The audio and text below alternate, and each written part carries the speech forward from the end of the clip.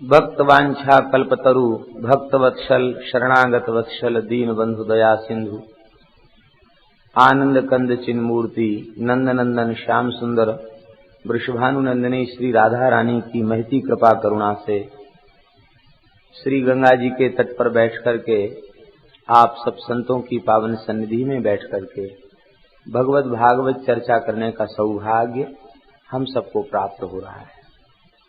कल भगवान के दिव्य प्राकट्य महोत्सव का आनंद लिया गया। श्रीमद् भागवत की कथाएं अतिशय दिव्य हैं। पंचम स्कंध तक की कथाएं तो आपने प्रायः श्रवण की। इसके बाद की कथाओं को कुछ संक्षिप्त रूप में स्मरण किया गया। भगवान की कथाएं अनंत हैं। वस्तुतः श्रीमद् भागवत का जो निर्गुण पारायण है, उद्धव जी ने 4 प्रकार के पारायण भागवत के बताए हैं। सात्विक, राजस, तामस और निर्गुण। निर्गुण पारायण का तात्पर्य है जिसमें सर्वदा श्रवणम मतम, कथा ही भगवान का प्राण बन जाए, निरंतर भगवान की लीलाओं का श्रवण करते रहें। श्रीमद् भागवत में 10वां स्कंध भगवान की लीलाओं का प्रधान प्रतिपादन करने वाला स्कंद है। 9वां स्कंद तक की कथाएं जो हैं वो श्री कृष्ण लीला श्रवण की भूमिका को संपादित कराने वाली हैं। भगवान की लीला को हम सुन सकें, धारण कर सकें, उनका आस्वादन कर सकें, इसके लिए 9वें स्कंद तक की कथाएं।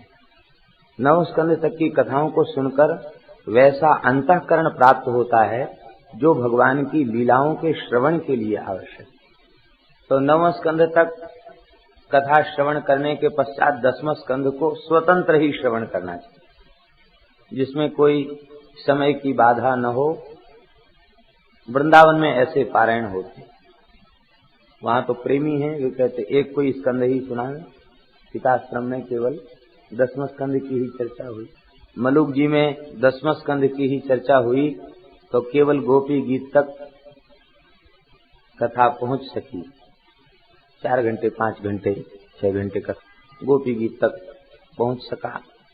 भगवान के यह चरित्र आस्वादन करने के 9वें स्कंद तक चरित्र सुनाने के बाद श्री शुकदेव जी ने श्री कृष्ण चरित्र को 2 श्लोकों में कहा और एक श्लोक में भगवान की रूप माधुरी का वर्णन किया है।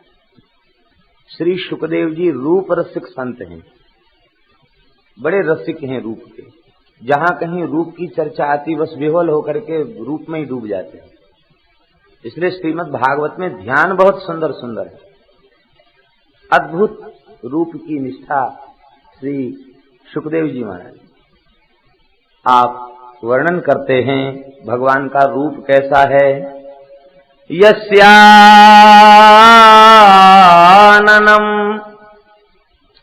रुचिर कुंडल चारु कर्ण, यस्याननम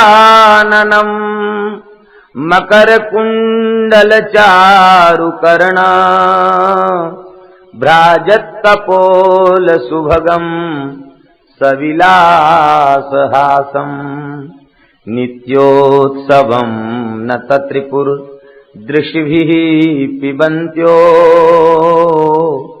नार्यो नराश्च मुदिताः कुपिता निमेश्च। हे परीक्षित, जिन श्री कृष्ण का मुख कमल अद्भुत शोभा से युक्त है, मकराकृत कुंडल, बड़ी मनोहर कर्ण, बड़े सुंदर सुवृत्त कपोल, गोल गोल कपोल, ऐसे लगता है मानो अनंत माधुर्य का सार सर्वस्व कपोलों से चू रहा हो, टपक रहा हो। ऐसे सुंदर कपोल, अत्यंत सुभग नासिका, विलासपूर्ण हंसी, विलासपूर्ण हंसी, मंद मुस्कान। ये मुस्कान कैसी है? बड़ी प्यारी मुस्कान है। लखी जिन लाल की मुस्कान, तिनहि बिसरी वेद विधि, जप जोग संयम ध्यान। नेम व्रत आचार पूजा, पाठ गीता ज्ञान। रसिक भगवत दृगदई, असी ऐचिके मुख म्यान। लखी जिन लाल की मुस्कान। सविलास विलासपूर्ण हंसी है। अंत में रूप का वर्णन करते करते सुखदेव जी कहते कहां तक कहें, नित्योत्सवम। जिनकी झांकी का दर्शन ही नित्य उत्सव को प्रकट करने वाला है। श्री ठाकुर जी को उत्सव मूर्ति कहा जाता है। इनका दर्शन करते ही हृदय में उत्सव प्रकट हो जाता है। और भगवान की शोभा किसमें है? कहते उत्सव मनाने में ही भगवान की शोभा है। ठाकुर जी उत्सवों को देखकर बड़े प्रसन्न होते हैं, क्योंकि प्रेमियों के हृदय का उत्सव श्री ठाकुर जी ही हैं। इनकी मंद मुस्कान, तिरछी चितवन, विलासपूर्ण हंसी, इनका सुंदर कपोल, इनके सुंदर नेत्र, इनकी सुंदर नासिका, इनकी सुंदर मुस्कान को देख करके प्रेमियों के, रसिकों के हृदय में उत्सव प्रकट हो जाता है। नित्योत्सवम, इतना उत्सव प्रकट हो जाता है कि वे व्याकुल होकर के ब्रजवासी गोप गोपी गण अपने नेत्रों से भगवान की रूप सुधा का पान करते हैं। लीला में सब विलक्षण बात है। आंख से पान किया जाता है, देखा जाता है, लेकिन भगवान की चरण कमल की मकरंद की सुगंध को कान से सूंघा जाता है। जिघ्रंति कर्ण विवरैहि श्रुतिवातनीतम। और श्री ठाकुर जी की रूप सुधा को आंखों से पिया जाता है। कैसी विचित्र इनकी छवि है। नेत्रों से पान की क्रिया होती है। वे गोप गोपी गण पान करके तृप्त नहीं होते हैं, इसी बीच में पलक गिर जाते हैं। पलक परे जो बीच कोटि जमजातन लेखे। एक पलक गिर गया तो करोड़ों यमयातना के सदृश पीड़ा उनके हृदय में होती है। व्याकुल हो जाते हैं और कहते हैं कि अरे सखी, ये निमि हमारे सौभाग्य को सहन नहीं कर पाए रहो है, या लिए बीच बीच में हमारे पलकन्ने गिराए दे, हमें अपने प्रियतम के दर्शन नहीं करन दे, या ईर्षा है रही है हमारा सौभाग्य देख के। निमि तेरी ब्रज में आवश्यकता नहीं है, तू 84 कोस ब्रज की सीमा से बाहर चले जा। कुपिता निमेश्च, निमि के ऊपर नाराज होकर के फटकारने लग जाते निमि को। और गोपियों ने तो यहां तक कहा जड उदीक्षताम पक्ष्म कृदृशाम। ये विधाता इसने संसार बनाया, बड़ा बढ़िया बनाया, लेकिन पलकों को बनाकर भारी जड़ता का काम किया। इस विधाता ने ये पलक क्यों बना दिए? यह पलक श्याम सुंदर के दर्शन में बाधक बनते हैं। ऐसो करो, काऊ कुशल शल्य चिकित्सक को बुलाओ और इन पलकन को अलग कर दो, ऑपरेशन करा दो पलकों का, न रहेंगे पलक न गिरेंगे, प्रियतम का दर्शन तो होगा। नित्योत्सवम न तत्रपुर दिशभि पिबंत्यो, नारियो नराश्च मुदिताः। अत्यंत आनंद में विह्वल हो जाते हैं और निमि के ऊपर कुपित हो जाते हैं। श्री सुखदेव जी रूप रसिक और श्री परीक्षित जी भी रूप रसिक हैं। तो पहले रूप का वर्णन करके श्री परीक्षित के हृदय में प्रेम के ज्वार को प्रकट कर दिया, और प्रेम के ज्वार को प्रकट करके केवल 2 श्लोकों में श्री कृष्ण चरित्र कहा। ऐसा क्यों किया? बोले ऐसा इसलिए किया कि सुखदेव जी देखना चाहते हैं इनकी श्रवण की कितनी अभिलाषा है। यदि श्री कृष्ण चरित्र श्रवण के लिए व्याकुलता नहीं है, तो श्री सुखदेव जी जैसे परमहंस चक्र चूड़ामणि महात्मा, जो सर्वथा निरपेक्ष हैं, जिनके शरीर पर एक सूत का धागा भी नहीं, किसी से कुछ नहीं चाहिए, वे सुखदेव जी इस रहस्यमयी श्री कृष्ण की लीला को नहीं सुना सकते। तो देख रहे हैं इनकी उत्कट अभिलाषा कितनी है, कथा श्रवण की व्याकुलता कितनी है। तो उनके प्रेम को उभारने के लिए 2 श्लोकों में कृष्ण चरित्र कह रहे हैं। जैसे कोई प्यास से मर रहा हो और उसको एक घूंट पानी पिला दिया जाए, तो तवे पर जैसे जल छोड़कर वो छनक जाता है, ऐसे ही बेचारा व्याकुल हो जाएगा कि पिया भी पानी और न पिए के समान है। प्यास बुझनी चाहिए थी, सो प्यास बढ़ गई। 2 श्लोकों में संपूर्ण श्री कृष्ण लीला है। ये मूल श्री कृष्ण चरित्र है। जातो गतः जातः कंस कारागृहे जातः तत्पश्चात गतः गोकुलम प्राप्तः। कंस कारागृह में प्रकट भये और फिर गोकुल में पहुंचे। पितृगृहात् ब्रजम एधितार्थः, एधितार्थः कह करके पूरी ब्रजलीला कर कह दी। ब्रजम एधितार्थः अर्थात भगवान की लीला का अवतार का जो कार्य है वह कहां संपन्न हुआ? सुखदेव जी कहते ब्रज में ही संपन्न हुआ, क्योंकि असुर संहार और धर्म की स्थापना मूल कारण नहीं है, गौण कारण है। क्योंकि असुर संहार और धर्म की स्थापना ये दोनों कार्य भगवान के संकल्प से भी संभव हैं, क्योंकि भगवान सत्य संकल्प हैं। फिर भगवान का आविर्भाव क्यों हुआ? हरिशरण कहते भगवान का आविर्भाव क्यों हुआ? कहते भगवान का आविर्भाव केवल रसिकों को, प्रेमियों को अपनी नाम रूप लीला का आस्वादन कराने के लिए हुआ है। उन प्रेमियों का, रसिकों का निवास कहाँ है? कहते उनकी खान है ब्रज। खानों से कहते जहां से वस्तु उत्पन्न हो, तो रसिक प्रकट होते हैं ब्रजरज में। ब्रज वहां की खान है, ब्रज कोश है और रसिक वहां की संपत्ति। तो समस्त प्रेमी ब्रज में ही प्रकट भये, तो उन प्रेमियों को सुख देना, बस यही भगवान की लीला का प्रयोजन। ब्रजम एधितार्थः की टीका में श्री वल्लभाचार्य जी ने बहुत सुंदर अर्थ दिया। कहते बस गोपियों को आह्लादित करना, गो सेवा करना, ग्वाल बाल सखाओं को आनंदित करना, यही भगवान के अवतार का मुख्य प्रयोजन है। प्रेमियों को कृतार्थ करना, यही भगवान के अवतार का मुख्य प्रयोजन है। तो ब्रजम एधितार्थः है, वह प्रयोजन ब्रज में ही सिद्ध हुआ। और इसके बाद भगवान ने हत्वा रिपुन, सारे असुरों को समाप्त कर दिया। शुत शतानि कृतो रुदारः उत्पाद्यतेषु पुरुषः कृतभुः समीजे आत्मानमात्म निगमं प्रथयंजनेषु। मथुरा में शत्रुओं को विनाश किया, जरासंध आदि को परास्त किया। इसके बाद विवाह करके सैकड़ों हजारों पुत्रों को उत्पन्न किया और पृथ्वी के भार को पांडवों के द्वारा नष्ट कराया। कैसे? कहते दृष्टिया विधूय विजये जय मुद विघोष्य। भगवान ने महाभारत की लड़ाई पांडवों को माध्यम बना करके लड़वाई, लेकिन युद्ध वस्तुतः पांडवों ने नहीं किया। किसने युद्ध किया? कहते श्री कृष्ण की बंक भ्रुकुटी और तिरछी चितवन के ऊपर पूरी लड़ाई लड़ी गई। अमोघ अस्त्र क्या थे महाभारत के?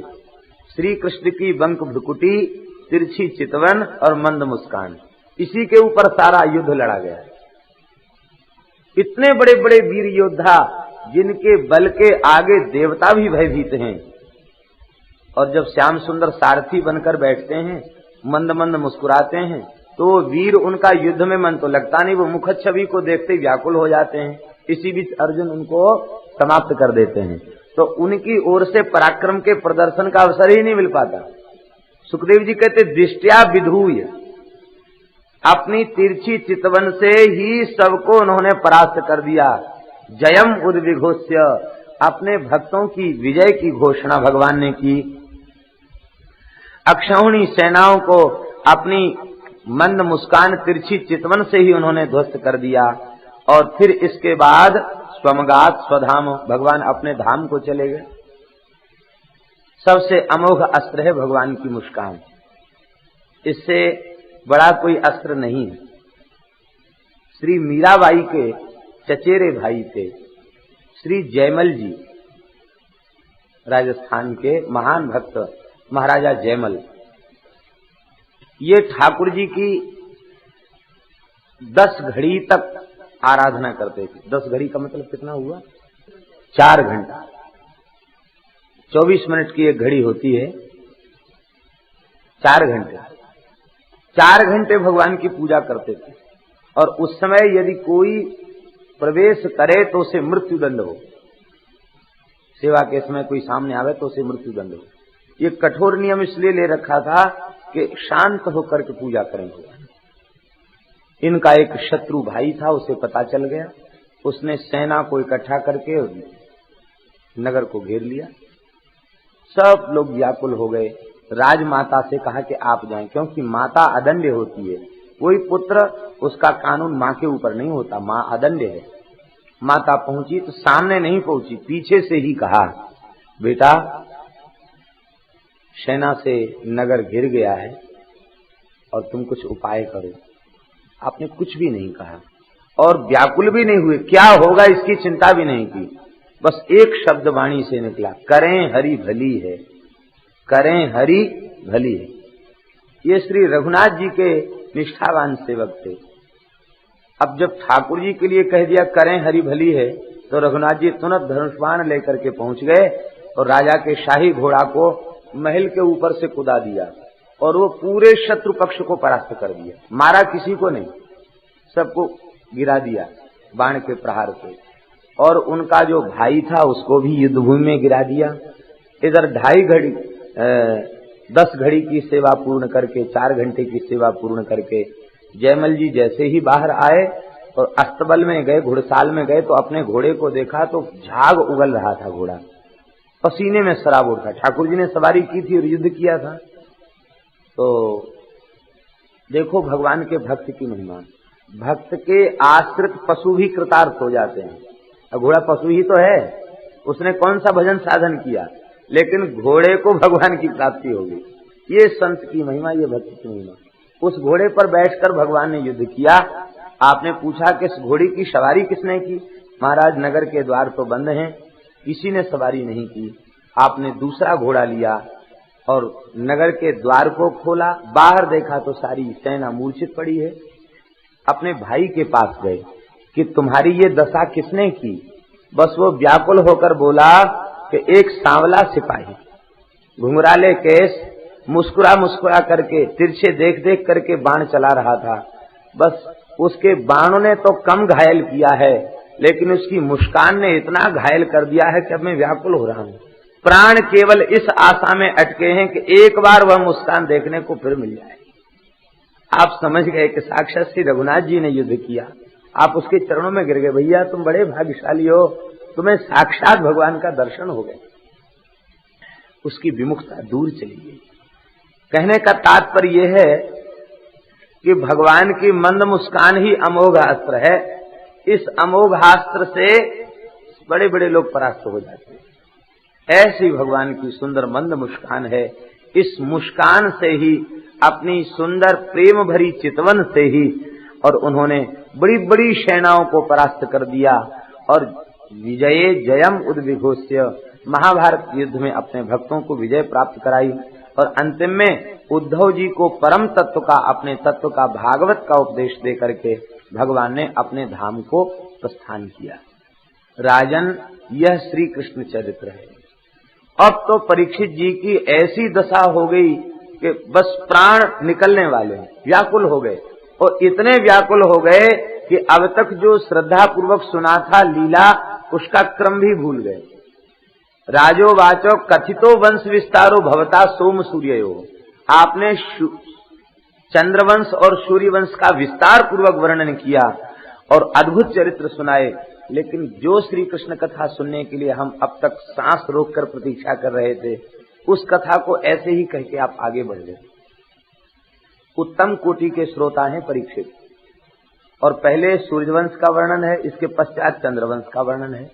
लेकिन सूर्य सोमयो नहीं कहते, सोम सूर्यो, माने चंद्रवंशावतंस श्री कृष्ण का चरित्र श्रवण इतना अभीष्ट है कि सूर्यवंश को उन्होंने पीछे कर दिया, चंद्रवंश की बात पहले कही।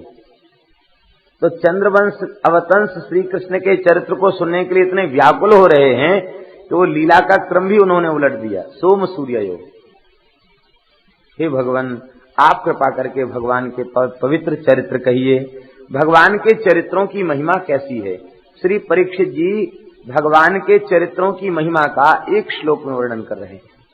ये बहुत सुंदर भाव है, इसको श्रवण करने के बाद सदा सत्संग में रुचि बनी रहती है। इस श्लोक की बड़ी सुंदर टीका की है श्रीधर स्वामी जी ने। निवृत्त तरसै उपगीयमानात् भवौ सदा श्रोत्र मनोभिरामात् कौत्तम श्लोक गुणानुवादात् पुमान विरज्येत बिना पशुघ्नात्। हे भगवान श्री कृष्ण की मंगलमयी कथा जिन संतों की तृष्णा सदा सर्वदा के लिए निवृत्त हो चुकी है, वे निरंतर उस कथा का गायन करते रहते हैं। और यह कथा भवरोग की एकमात्र औषधि है, कान और मन को अच्छी लगने वाली है। ऐसे जो भगवान श्री कृष्ण के उत्तम चरित्र हैं, उनसे जिसका मन विरक्त हो जाए वह तो आत्महत्यारा है, वह निश्चित ही आत्मघाती है।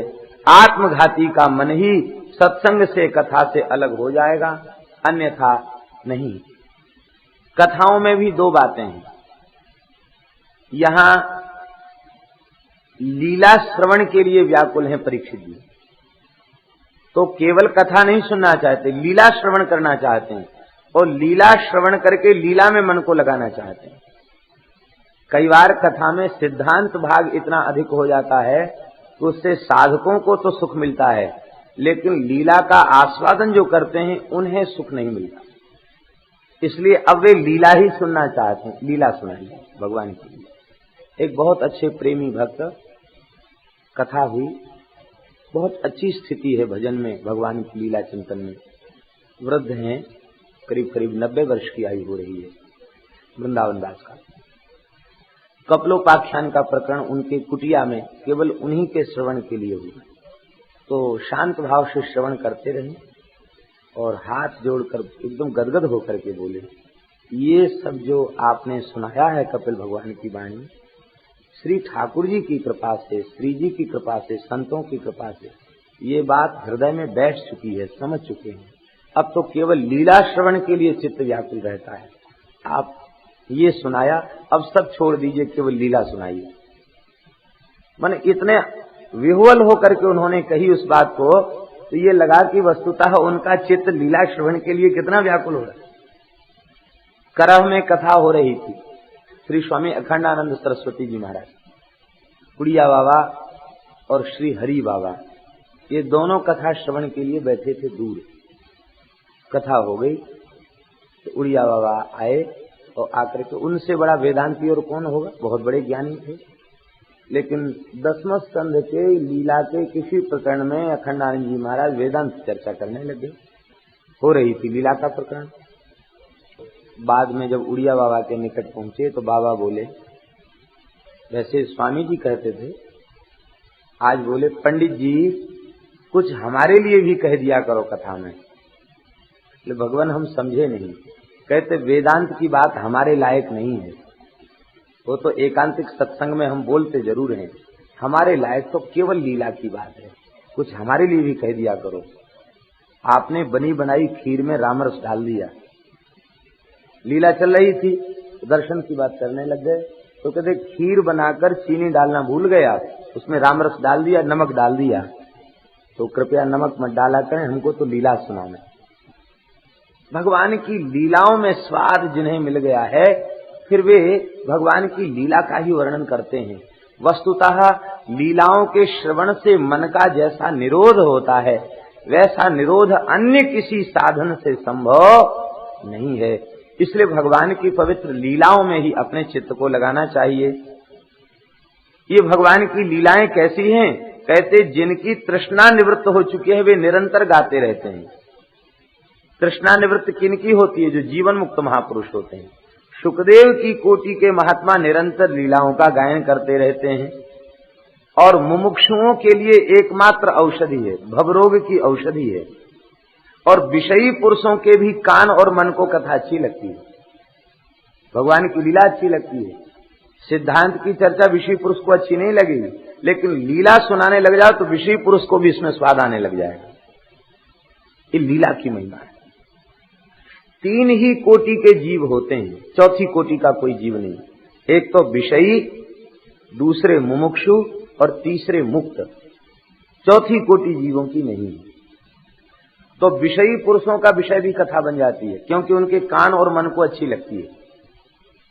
शुद्ध चर्चा वेदांत की करने लग जाओ तो लोगों का मन नहीं लगेगा, आलस आने लग जाएगा। और ठाकुर जी की माखन चोरी लीला वर्णन करने लग जाओ, सब आनंद में बेहोल हो जाएं। चीर हरण की लीला, माखन चोरी की लीला, गौचारण की लीला, तो लीलाओं का श्रवण सबको, मूर्ख से मूर्ख व्यक्ति को, अनपढ़ से अनपढ़ व्यक्ति को, भगवान की लीलाओं का जब वह श्रवण करता है तो उसके कान और मन को वो कथा अच्छी लगती है, क्योंकि उन्हें अभ्यास होता अपने बालकों की चर्चा करने का। तो वो बालकृष्ण की चर्चा है, उसको सुनकर के वे भी आकृष्ट हो जाते हैं। और ठाकुर जी के इन लीलाओं का प्रयोजन भी यही है। ठाकुर जी ने देखा कि ये तत्व की चर्चा विचारे तो कर नहीं पाएंगे, तो हम खेल खेल कर ऐसी लीलाएं करें कि इनको कह सुन करके इन्हें स्वाद मिलने लग जाए मेरी लीला का, और मुझ में इनका प्रेम हो जाए। इसलिए भगवान ने यह लीलाएं की हैं। तो विषयी पुरुष के कान को और मन को अच्छी लगती है कथा, और जब विषयी पुरुष कथा सुनेगा तो बस संसार से वैराग्य हो जाएगा, भगवान की प्राप्ति की अभिलाषा जागृत हो जाएगी, वो मुमुक्षु हो जाएगा। और मुमुक्षु के लिए भवरोग की औषधि है कथा। और मुक्तों का, कहते मुक्तों का जीवन धन है, प्राण है कथा। वे भगवान की कथा लीला के बिना रह नहीं सकते, ये उनका प्राण है। सोते जगते भी भगवान की लीला का ही चिंतन होता है, संसार का चिंतन उनके चित्त में नहीं रहता है। ऐसी भगवान की कथा विषयी सुने तो मुमुक्षु हो जाए, मुमुक्षु सुने तो मुक्त हो जाए, और मुक्त सुने तो उसका लीला में प्रवेश हो जाए। ऐसी भगवान की कथा, जीव मात्र का कल्याण करने वाली कथा, ऐसी कथा से जिसका मन विरक्त हो जाए, निश्चित ही वह आत्मघाती है, आत्महत्यारा है। सुखदेव जी यह कथा की महिमा सुनकर के गदगद हो गए, बोले हाँ ये उत्तम अधिकारी है कृष्ण कथा श्रवण का। लेकिन सुखदेव जी ने फिर कहा, राजन 4 दिन व्यतीत हो गए हैं, तुमने अन्न जल ग्रहण नहीं किया, एक आसन से बैठे हो, अब थोड़ी देर तुम्हें विश्राम देते हैं, उठ जाओ, कुछ जल पी लो, फल खा लो, दुग्धपान कर लो, फिर कथा श्रवण करना। यह सुनते ही उन्होंने हाथ जोड़कर कहा, नैसाति दुस्सहा क्षुन्माम त्यक्तोदमपि बाधते पिबंतम त्वन्मुखाम भोजच्युतम हरिकथामृतम। यह भूख प्यास अत्यंत असह्य है, हमने जल का भी त्याग कर दिया है, अन्न का भी त्याग कर दिया है, लेकिन फिर भी न हमारे भीतर भूख है न हमारे भीतर प्यास है। क्यों? बोले आपके मुख कमल से झरता हुआ जो कथा का अमृत है, उसको पी पी करके मुझे तृप्ति का अनुभव नहीं, और प्यास बढ़ती ही चली जा रही है। इसलिए खाने पीने की बात सामने रख करके और आप हमें बहकाइए मत, आप तो जो अमृत पिला रहे हैं उसी अमृत को पिलाइए। यह सुन करके श्री सुखदेव जी गदगद हो गए और उन्होंने कहा, राजन निश्चित ही तुम रसिक भक्त हो, तुमने जो कुछ निश्चय किया है वह अत्यंत सुंदर और आदरणीय है। सम्यक व्यवस्थिता बुद्धि तव राजर्षि सत्तम। हे राजर्षि सत्तम, तुम्हारी बुद्धि वस्तुतः व्यवस्थित बुद्धि है, सम्यक व्यवस्थित आपकी बुद्धि है। भगवान की कथा सबको पवित्र कर देती है, 3 को पवित्र कर देती है। किस किस को? वक्ता को पवित्र कर देती है, प्रश्नकर्ता को पवित्र कर देती है, और श्रोता को पवित्र कर देती है, तीनों को पवित्र कर देती है। श्री वल्लभाचार्य जी ने तो यहाँ तक कहा है कि श्रोता की 1 भक्ति बनती है और वक्ता की 2 भक्ति बन जाती है। इसलिए वक्ता पवित्र होता है भगवान की लीला के चिंतन से।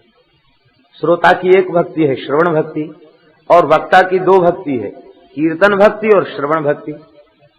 जो कुछ वाणी से निकल रहा उसका स्वाद भी तो मिल रहा है, तो 2 भक्ति बन गई वक्ता की, श्रवण भक्ति भी बन गई और कीर्तन भक्ति भी बन गई, और श्रोता की 1 भक्ति बनी श्रवण भक्ति।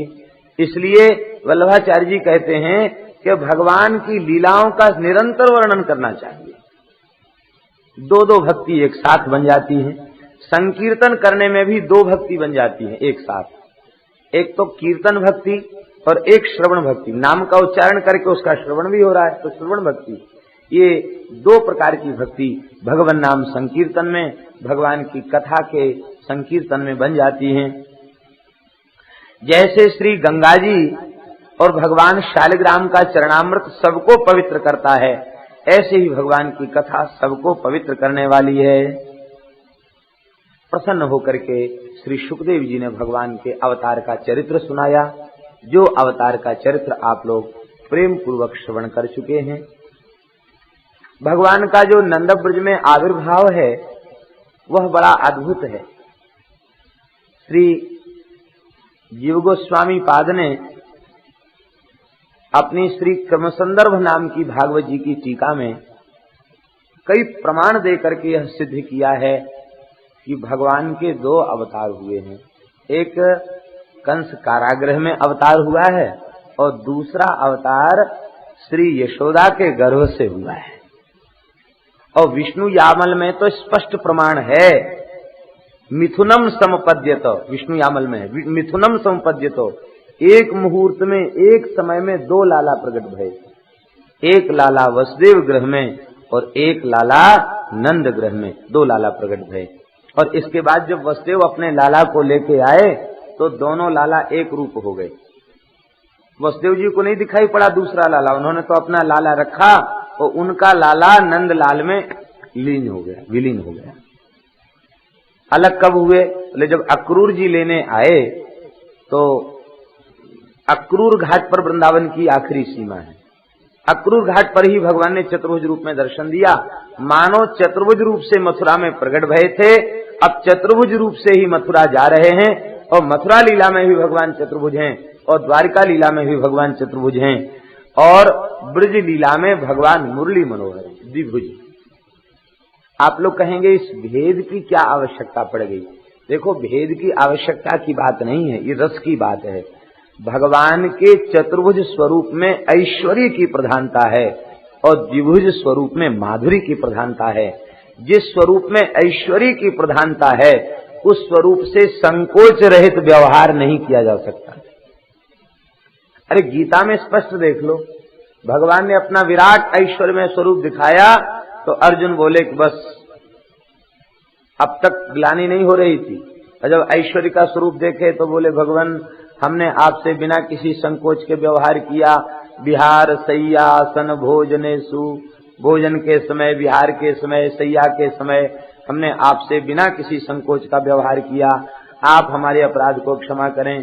कहाँ तक कहा? पितेव पुत्रस्य, जैसे पिता पुत्र को क्षमा कर देता, सखेव सख्यु प्रिय प्यारार हसदेव सोढ़ुम, आप ही गुरु हैं, आप ही श्रेष्ठ हैं। और अंत में तो इतना तक कह दिया कि तेनैव रूपेण चतुर्भुजेण सहस्त्र बाहो भव विश्वमूर्ते, हे विश्वमूर्ते अब ये रूप हमसे सहन नहीं हो रहा, अपने मंगलमय स्वरूप में पुनः आ जाइए।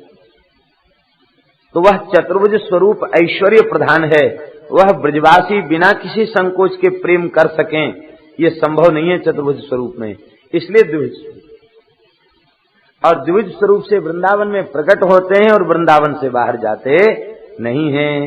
श्री नागरीदास जी ने कहा, हमारो मुरली वारो श्याम, मुरली वारो श्याम, हमारो मुरली वारो श्याम, बिन मुरली बनमाल चंद्रिका, नहीं पहचानत नाम, हमारो मुरली वारो श्याम। अंत में नागरीदास जी कहते हैं कि नागरीदास द्वारिका मथुरा, इन सो कछु न काम, हमारो मुरली वारो श्याम। मुरली मनोहर हमारे, क्योंकि चित्त चढ़ी वह सांवरी मूर्ति उर्विच आन अड़ी। अब दूसरा कोई भीतर घुसेगा कैसे? नंद नंदन अछत कैसे आन ये उर और, नाहिन रही मन में ठौर।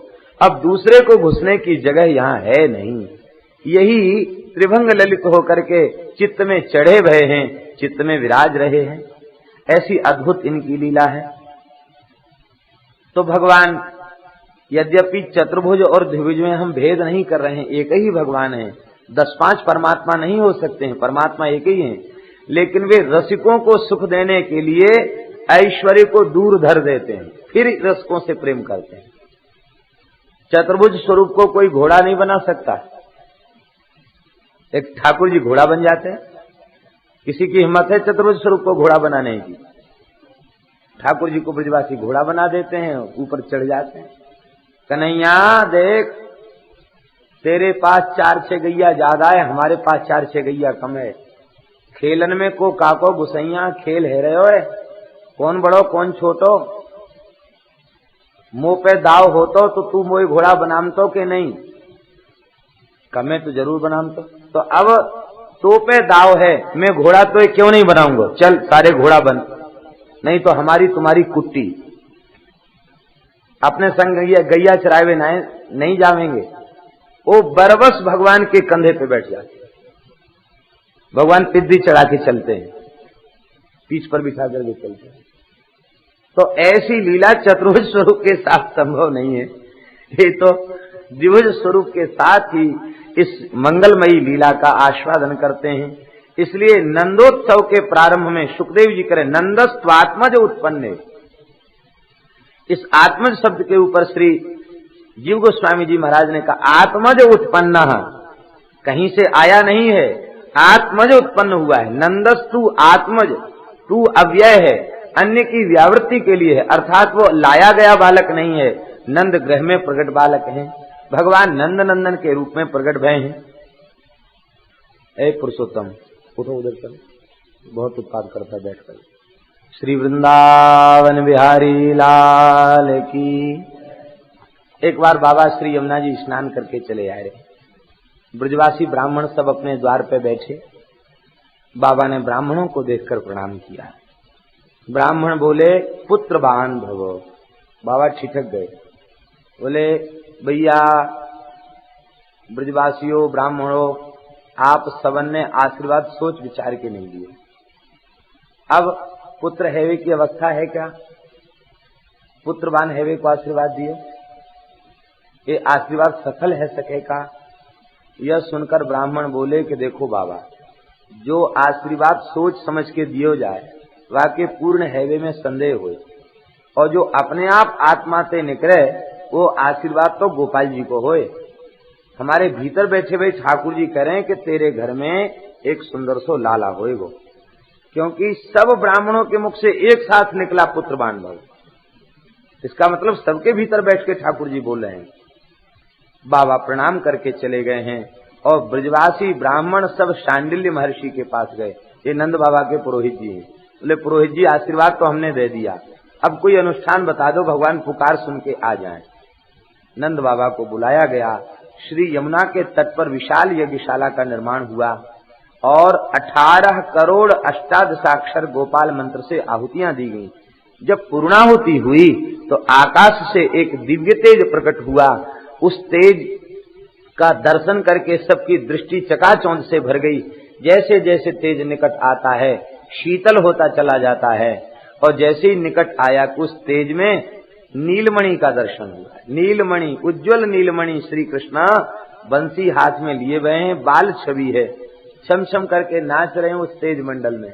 देखकर बाबा का हृदय तो वात्सल्य से भर गया है, मैया का हृदय वात्सल्य रस से भर गया है, पयोधरों से दुग्ध झरने लग गया है। और इसी बीच वह विलक्षण तेज आनंद में विह्वल बाबा के भीतर समाविष्ट हो गया है और बाबा के श्रीअंग से निकल करके उसी क्षण मैया के गर्भ में विराजमान हो।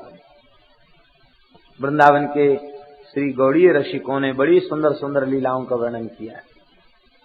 श्री कविकर्णपुर गोस्वामी कहते मैया का स्वभाव विचित्र हो गया जब से ठाकुर जी गर्भ में आए। कैसा स्वभाव हो गया? कहती है चोर करके मिट्टी खाती है। जसोदा मैया बहुत गंभीर हैं, लेकिन लाल जी भीतर आए हैं तो चोरी छिपे मिट्टी खा लेती है। दही मथते मथते माखन निकाल के खा लेती है। देखती है कोई देख तो नहीं रहा हमको। बात बात पर मचल जाती है, रूस जाती है। गोपियां कहती नंद रानी जू आपको ऐसो विचित्र स्वभाव है रहे हो, ये लाला के लक्षण पेट में ही दिख रहे हैं। लाला ऐसो ही होएगो, मिट्टी खाए हुए वारो होगो, चोरी करके माखन खाए हुए वारो होगो, बात बात पर रूसवे वारो होएगो। क्योंकि लाला के लक्षण मैया में दिख रहे हैं। ऐसी अद्भुत अद्भुत लीलाएं होती हैं। आकाश से देवता पुष्प की वर्षा करते हैं। मैया कई बार चलती है तो भूदेवी प्रसन्न होकर कमल प्रकट कर देती है। स्थल कमल पर चरण रख करके मैया चलती है। अतिशय आनंद होता है। आज भादों की अष्टमी तिथि आई। ब्रह्म वेला में बाबा को स्वप्न भयो। यशोदा की अंक में एक नीलमणि लाला पौधो भयो है। दूध के कुल्ला कर रहे हो, दूध पी रहे हैं और यहां से दूध बह रहा है। देख करके बाबा व्याकुल हो गए। यही स्वप्न मैया को हुआ है। बाबा की अंक में नीलमणि बालकृष्ण हैं और वो अपनी अंगुलियों से बाबा की दाढ़ी को स्पर्श कर रहे हैं। दोनों को एक समय में एक जैसा ही स्वप्न हुआ है। प्रातः काल बाबा अपने जनार्दन शालिग्राम जी की पूजा करते करते उनवे जब नारायण को ध्यान करवे बैठे हैं तो चतुर्भुज स्वरूप ध्यान में नहीं आ रहा है। अब तो वही लाला ध्यान में चढ़ा हुआ है। बार बार लाला का ही ध्यान आता है। उसका दर्शन करके ध्यान में भी इतने विह्वल हो जाते हैं, अश्रुधारा बहने लग जाती है। मैया ने पूछा नंद बाबा से कि आपकी यह दशा कैसे हो रही है, क्या बात है। नंद बाबा ने कहा महर कहा बताऊं, आज भोर में बड़ो विचित्र स्वप्न देखो। एक बड़ो ही सुंदर लाला तेरी गोद में खेल रहे हो। अब वे नारायण को ध्यान नहीं बने, अब तो वो लाला ही हमारी दृष्टि के सामने आवे है। मैया बोली कि ऐसे ही स्वप्न हमने भी देखे है। तब तक सांडिल्य महर्षि पधारे। पुरोहित जी के चरणों में प्रणाम करके कहा महाराज आप बताओ ये कैसा स्वप्न है। सांडिल्य जी गदगद हो गए हैं। उन्होंने पंचांग देखकर बताया कि बस ये स्वप्न आज रात तक सत्य हो जाएगा। आज ही लाला का जन्म होगा। कब तक होगा? बोले आधी रात के आगे समय नहीं जाएगा, आधी रात तक तो हो ही जाएगा लाला का जन्म। बता दिया उन्होंने समय। अब तो ब्रज में सारी तैयारी कर ली गई है नंदोत्सव की। और जैसी सूर्यास्त हुआ कि योग माया के प्रभाव से सब सो गए। आज सुनंदा जी को दर्शन हुआ है स्वप्न में। सुनंदा जी ने पुत्र जन्म की सूचना दी है। संपूर्ण ब्रज में बिजली जैसे बिजली कौंध जाए ऐसे ही भगवान के जन्म का समाचार संपूर्ण ब्रज में फैल गया है। बाबा ने नांदी मुख श्राद्ध कराया है। ब्राह्मणों ने स्वस्ति वाचन किया है। 2 लाख गायों का दान बाबा ने किया है। 7 तिल के पहाड़ बना करके दान किए, तिल के पर्वत, 7 खजाने उनमें गाड़े। ये जो है तिल अतिशय पवित्र अन्न है, धान्य है। भगवान के पसीने से तिल की उत्पत्ति भई है, ऐसा पुराणों में लिखा है। यज्ञ 12 भगवान के पसीने से तिल की उत्पत्ति भई है। इसलिए भगवान के श्रीअंग से प्रकट होने के कारण तिल की बड़ी महिमा है। जब सूर्य मकर राशि में हो तो भगवान को नित्य तिल का भोग लगाना चाहिए, ऐसा ग्रंथों में लिखा हुआ है। तिल लगा करके कोई स्नान करे जब तक सूर्य मकर राशि में हो तब तक तो संपूर्ण पापों से मुक्त होकर विष्णु लोक का अधिकारी हो जाता है, ऐसा लिखा है। कोई निर्धन हो, तिल लगाने का की व्यवस्था न हो, तिल उपलब्ध न हो, बहुत गरीब है, नहीं तिल ला सकता है, तो तिल तिल कह करके स्नान कर ले तो भी निष्पाप हो जाता। क्यों? भगवान के श्रीअंग से प्रकट है ये तिल। तो तिल का दान महादान। बाबा बड़े मनस्वी हैं। 7 तिल के पर्वत दान किए हैं बाबा ने। सूत मागध बंदीजन गायक गाने लग गए हैं, सुंदर वाद्य बजने लग गए हैं। ब्रज की बड़ी अद्भुत शोभा हो गई है। विचित्र पताका, बंधनवार, तोरण द्वार बनाए गए हैं, मंगल कलश सजाए गए हैं, कदली स्तंभ आरोपित किए गए हैं। और एक ग्वारिया को ऊंचे से टीले पर चढ़ के बड़ी जोर से चिल्लाए के बोले भैया ब्रजवासियों, एक महत्वपूर्ण सूचना है। गांव में ऐसे ही होते हैं, हल्ला मचा करके आवाज लगाते हैं। 10-20 लोग इकट्ठे हो गए। उसने सूचना दिया ढोल बजा करके, बाबा के घर में लाला भयो है, आज हम गैया चराए भी नहीं जाएंगे, हमारी सबरी गैया चलेंगी नंद महल की ओर। तो नंद महल में नंदोत्सव में सबसे पहले गायों का वर्णन है। गोपों का वर्णन बाद में है, गोपियों का वर्णन बाद में है, गायों का वर्णन पहले है। गावो वृषा वत्सतराः हरिद्रा तैलरूषिताः विचित्र धातु बरहस्त्रग वस्त्र कांचन मालिनः। ब्रजवासी सुंदर सुंदर गायों को सजा के ला रहे हैं। गाय, बैल, वत्स पर छोटे छोटे बछड़े, केसर, कुमकुम, चंदन, हरिद्रा, तैल से सुंदर सुंदर चित्र बनाए गए हैं। रेशमी वस्त्र उड़ाए गए हैं। सुंदर स्वर्ण की मालाओं को धारण कराया गया और वे गाय भी नाचती भई नंद महल की ओर जा रही है। ऐसा सुंदर उत्सव हो रहा है। ग्वाल बाल बड़े कीमती वस्त्र आभूषण धारण किए हुए हैं। कंचुको श्नीश भूषिता, बड़ी सुंदर सुंदर टोपी लगाए हुए हैं। हाथ में अनेक प्रकार के मंगल द्रव्य लेकर के वे आ रहे हैं। महारह वस्त्राभरण का तात्पर्य होता बड़े कीमती वस्त्र पहने हैं। वस्त्र पहनना बुरी बात नहीं है, लेकिन वह वस्त्र भगवान के उत्सव में धारण किए जाएं तो वस्त्र का भी सौभाग्य है। भगवान के जन्मोत्सव में दिव्य वस्त्र पहन करके ये आए हैं। बड़ी सुंदर इनकी शोभा है रही है। गोपियों ने जब नंद नंदन के प्राकट्य की खबर सुनी तो गोपियां तो आत्मानम भूषयान चक्रुहु, उन्होंने अपने को सुशोभित किया। बड़े सुंदर लहंगा, साड़ी, फड़िया और सुंदर श्रृंगार धारण करके और वे चली हैं। आत्मानम भूषयान चक्रुहु, अपने को सुशोभित किया। क्यों? गोपियों की कोई क्रिया अपने लिए नहीं है, वो समस्त क्रिया श्याम सुंदर के लिए है। तो भगवान के उत्सव में जाकर भगवान को दर्शन करके भगवान प्रसन्न होंगे हमको देख करके, इसलिए वे सुंदर श्रृंगार करके गए। संतों का भाव बड़ा विचित्र होता है। एक संत रहते थे हमारे ही क्षेत्र में, बंसीवट के ही क्षेत्र में रहते थे। पहले भक्तमाल आश्रम में वो रहा करते थे पुरानी। श्री यमुना जी में अनन्य निष्ठा और श्री वृंदावन की नित्य परिक्रमा और जप करते। कपड़ा कैसे धोते? तो ब्रजरज में गीला करके कपड़े को ब्रजरज में सान लेते, बस वही कपड़ा पहनते। तेल साबुन लगाने का तो प्रश्न नहीं। एक अचला रखते बढ़िया सफेद। जब बिहारी जी शाम को जाते, यमुना स्नान करके आते, तो सवेरे तो ऐसी रज का तिलक धारण कर लेते, शाम को सुंदर सा तिलक बनाते और एकदम सफेद अचला पहन करके माला झोली लेकर के, कहीं से कोई माला मिल जाती तो माला 2-4 पहन करके तब बिहारी जी जाते। और कहीं किसी ने काजल दे दिया तो काजल भी नेत्रों में लगा के जाते। तो महाराज इतने निष्किंचन भाव से आप रहते हैं, प्रतीक्षा पूर्वक रहते हैं। शाम को बिहारी जी जाते तो इतने सज धज के क्यों जाते? बाजार में लोगों को दिखाने के लिए जाते? कहते नहीं, हमें संसार से और बाजार से क्या प्रयोजन। हम इसलिए अच्छे कपड़े पहन के सज धज के जाते हैं कि बिहारी जी हमको देख के खुश हो जाएं। और हम वही मिट्टी वाला कपड़ा पहन के जाएंगे तो बिहारी जी कहेंगे कि अरे देखो हमारे यहाँ वृंदावन में साधु बड़ो दुख पाए रहे हो। तो बिहारी जी के दुख हो जाएगा। तो बिहारी जी हमको देख के मुस्कुराने लग जाएं, इसके लिए हम कपड़ा पहन के जाते। अवश्य यहाँ से जाते और वहां से लौट के आने के बाद उसको धो करके फिर सुखा देते, फिर संध्या को जब दर्शन करने जाते तो फिर उसी वस्त्र को पहनते। देखो संतों की प्रत्येक क्रिया ठाकुर जी की प्रसन्नता के लिए है, अपने लिए नहीं। आत्मानम भूषयान चक्रुहु, गोपियां अपने को सजा रही हैं। किस लिए? श्याम सुंदर की प्रसन्नता के लिए वे अपने आप को सजा रही हैं। अभी हम लोग चित्रकूट में गए, श्री मंदाकिनी गंगा के तट पर बैठ करके भगवान की चर्चा हुई, बड़ा सुख मिला। एक से एक नाम जापक महात्मा, गुफाओं से बाहर नहीं निकलने वाले संत, वे सब कथा में विराजते थे, बड़ी शोभा हुई। एक संत हैं बरसाने के, सांकरी खोड़ के, श्री मोनी महाराज, सियाराम बाबा कहते हैं उनको, इस समय चित्रकूट में निवास कर रहे हैं। बड़े अच्छे संत, बहुत उच्च कोटि के निर्मल संत, भगवान की लीला में जिनका प्रवेश अच्छे। तो कथा में आते नित्य वो एक रेशमी दुपट्टा डाल के और खूब मालाएं पहन के आते।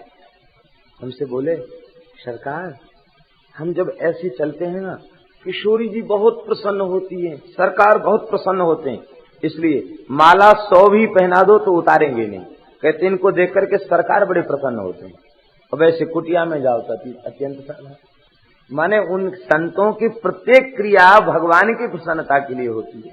गोपियां भगवान की प्रसन्नता के लिए ही श्रृंगार करती हैं।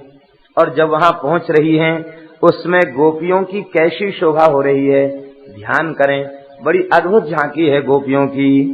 गोप्यः सुमृष्टमणि कुंडल निष्ककंठ्या चित्रांबरा पथि शिखाच्युत माल्य वर्षा नंदालयम सबलया ब्रजतीर विरेजुहु व्यालोल कुंडल पयोधरहार शोभा। मणियों के कुंडल झिलमिला रहे हैं, गंडस्थल प्रकाशित हो रहा है, हृदय कंठ प्रदेश सुंदर स्वर्ण के हार से सुशोभित हो रहा है। विचित्र प्रकार के वस्त्र धारण किए हैं, रंग बिरंगे वस्त्र धारण किए हैं। पथि शिखा च्युतमाल्य वर्षा, जो चोटी है उनमें सुंदर सुंदर मालती के पुष्प गुथे हुए हैं, वे झर रहे हैं और उनके चरणों में गिर रहे हैं। क्यों? इतने प्रेम से वे जा रही हैं कि वो पुष्प अपने मन में सोच रहे हैं, इन परम प्रेमनी ब्रज गोपियों के शीश पर बैठने का हमारा अधिकार नहीं है, इनकी चरण रज हमें मिल जाए तो हम कृतार्थ हो जाएं। एक एक करके पुष्प झड़ करके उनकी चरणों में गिर रहे हैं, पुष्पांजलि दे रहे हैं। दूसरा पुष्पों का गिरने का भाव ये है कि केवल एक गोपी नहीं, न जाने कितने प्रेमी इस मार्ग से आएंगे, उनकी चरणरज पड़ जाएगी, हम कृतार्थ हो जाएंगे। वे पुष्प गिर रहे हैं, वे वहां पहुंचती हैं और पहुंच करके आशीर्वाद देती हैं। लाला क्यों पहुंच करके आशीर्वाद देती हैं? प्रेमी कितने निष्काम होते हैं, ठाकुर जी से कुछ चाहिए तो नहीं, उल्टे उनको आशीर्वाद और देते हैं। बस आप निरंतर लीला में लगे रहें, आप निरंतर प्रसन्न रहें, आप निरंतर मुस्कुराते रहें, बस यही उनके हृदय का भाव, दूसरा उनके हृदय का भाव नहीं होता। गोपियां आशीर्वाद देती, ता आशीष प्रयुंजाना चिरम पाहीति बालके, हृदय खोल के आशीर्वाद देती, दोनों हाथों को उठाकर आशीर्वाद देती, यशोदा तेरो लाला चिर जीवे, हरिद्रा चूर्ण तैलादि सिंचन्त्यो जन्म जगु। हरिद्रा और दही आदि को छिटक करके दूर्वा से उच्च स्वर से गाने लग जाती हैं। क्या गाने लग जाती हैं? वो बधाई के गीत कल आप लोगों ने श्रवण किए ही हैं। उज्जगु उच्च स्वरेण, उच्च स्वर से वे गाने लग जाती हैं। नंद महोत्सव में विचित्र प्रकार के वाद्य बजवे लग गए। अवाद्यंत विचित्राणि वादित्राणि महोत्सवे, कृष्णे विश्वेश्वरे नन्ते नंदस्य ब्रजमागते। ये विचित्र वाद्य कौन से वाद्य हैं? वाद्य तो वाद्य, विचित्र वाद्य क्या है? इसका तात्पर्य है कि जितने वाद्य हो सकते थे अथवा थे उस समय, वे तो सब बजी रहे थे। वीणा, मुरज, मृदंग, डिंडिम, ढप, ढोलक, नगाड़ा सब बज रहे थे, सारे वाद्य बज रहे थे। और विचित्र वाद्य क्या? बोले जिनके पास वाद्य नहीं थे वो भी कुछ न कुछ मुंह से बजा रहे थे बाजा। अब मुंह से जो वाद्य बजाया जाए वो वाद्यों में तो उसकी गणना है नहीं, तो विचित्र वाद्य है। कोई माट बजा रहा था, कोई थाली बजा रहा था, कोई अपने पेट को ही बजा रहा था, कोई किसी की पीठ को बजा रहा था, कोई अपने हाथों की लाठियों को एक दूसरे से टकरा कर बजा रहे थे। तो इन सब वस्तुओं की वाद्यों में गणना नहीं है और बजाया जा रहा था। इसलिए सुखदेव जी कहते अवाद्यंत विचित्राणि वादित्राणि महोत्सवे, विचित्र प्रकार के वाद्य बजवे लग गए। ये बड़े बड़े कलाकार हैं, मुंह से ही पखावज के और वीणा के और बांसुरी के स्वर मुंह से नाक से ही ब्रजवासी प्रकट कर देते हैं, क्योंकि इनका पुराचीन अभ्यास है। इस प्रसंग में पूज्य पंडित श्री जगन्नाथ प्रसाद भक्तमाली जी महाराज, जो वृंदावन की महानतम विभूति थे, जिन्हें अपने जीवन में कई बार भगवान का साक्षात्कार प्राप्त हुआ, स्वामी जी की परंपरा के, कटिया स्थान की परंपरा के महान सिद्ध संत, जिन लोगों ने उनका सत्संग या दर्शन किया है वे उनकी महिमा को जाते हैं। अद्भुत स्वरूप। अक्रूर घाट पर भतलोन बिहारी जी का मंदिर है।